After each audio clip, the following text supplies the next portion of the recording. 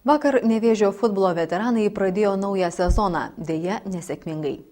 Nevėžio veteranų futbolo komanda pradėjo naują sezoną. Šiemet, kaip ir ankstesniais metais, kėdainiečiai varžysis Lietuvos seniorų futbolo pirmenybių Aukštaitijos regiono varžybose. Tarp pirmojo ir antrojo rato gal teks parungtyniauti ir taurės varžybose. Pasak Nevėžio veteranų komandos vadovo Roberto Činiko, varžovai išliko tie patys kaip ir pernai. Aukštaitijos regiono pogrupyje tarpusavyje rungsis 8 komandos – 2 Vilniaus, Ukmergės, Širvintų, Alytaus, Jonavos, Panevėžio ir Kėdainių. Alytus viena iš stipresnių, kaimynai Jonaviškiai visada mes su jais, kaip sakyt, turim vargo, nes ten irgi, sakykim, eilė žaidėjai žaidžia už tą vadinamą pirmą komandą Lietavą, kur, sakykim, turi pagal, sakykim, mažiau sezoną praeina. Tai Vilniaus kampusas buvo šiemet pastiprino, sakykim, savo, Vilniuje visada tų žmonių ten, sakykim, yra, tai va tokios iš stipresnių varžovų, kur tikrai va Jonava, Alytus, Vilnius. Kokius tikslus šiemet kelia? Praeitais metais, sakykim, buvo 9 komandos ir sakykim, likom 6, tai, sakykim, tai nebuvom patenkinti to sezono. Tai vat šiemet, sakykim, kažkaip tikslai lik ir, sakykim, tokių nekėlėm labai aukštų, bet šiaip užimti nežemesnę vėlgi kaip 6 vietą ir, sakykim, bent jau 5 planuojam, aišku, būtų geriausiai ketvirtukas, jeigu ten 5, kadangi ketvirtukose dalyvauja su Žemaitijos zonoje, sakykim, atkrintamosios tose varžybos. Tai ketvirtiem būtų, sakykim, tokio, kaip ir būtų labai geras atrodas ketvirtiem baigti.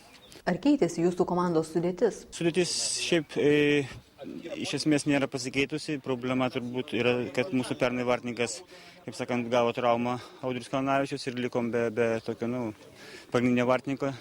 Tai šią dieną Kolajanskas Arūnas gelbsti.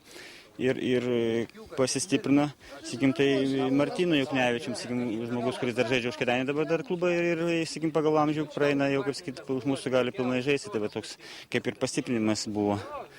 Šiaip daugiau viskas yra, sistema visa likusi kaip ir eilę metų buvo, kaip ir pernai tas pas.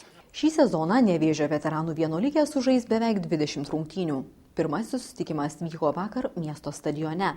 Rungtyniauta su Alytaus komanda. Ką parodė pirmosios varžybos?